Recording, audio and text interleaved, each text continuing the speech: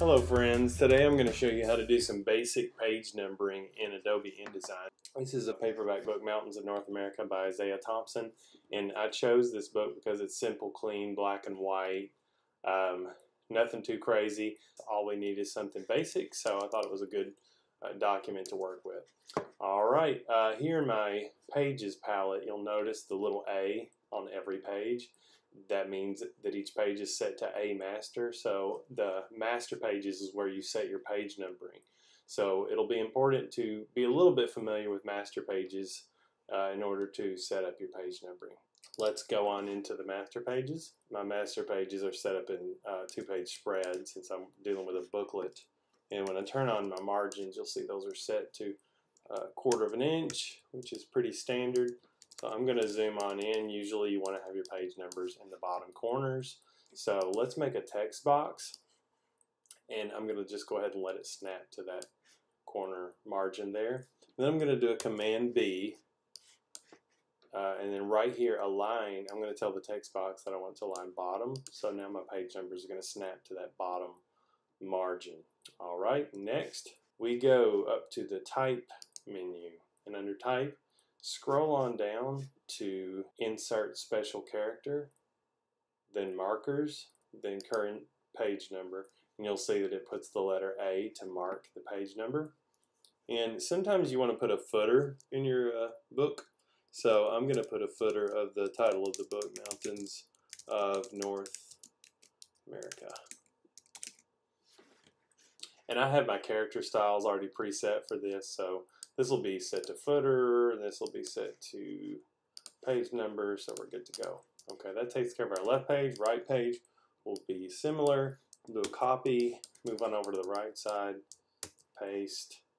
I won't put a footer on this one, so I'm gonna go ahead and snap that to the corner.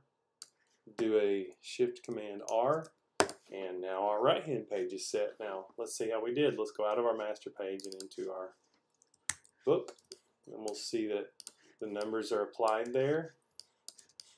You'll see the footers there. It looks like everything is good throughout the book.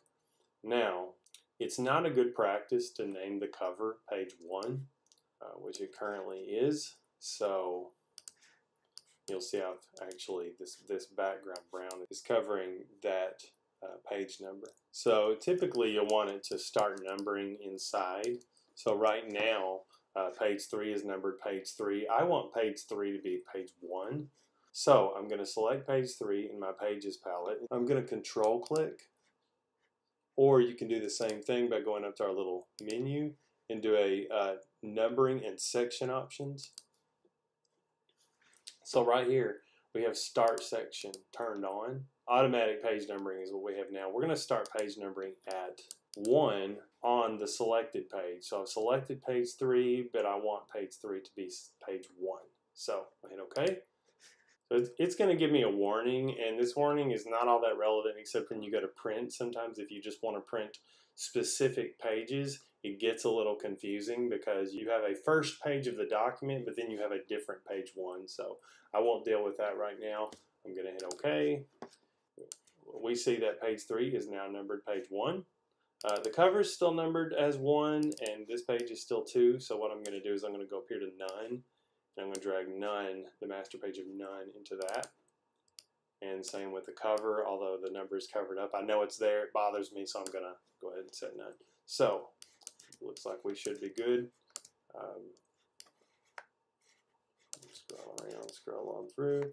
Looks like everything's there, and you'll see right here in our Pages palette how it goes 1, 2, and then starts over again 1, 2, 3, 4, and so forth. And then when you get to the end of your document, you may not want some of these pages to have page numbers. You might have some blank pages. Obviously, your back cover won't have a page number, but that's it. Pretty simple. I hope you found this helpful. Thanks for watching. I'll see you next time.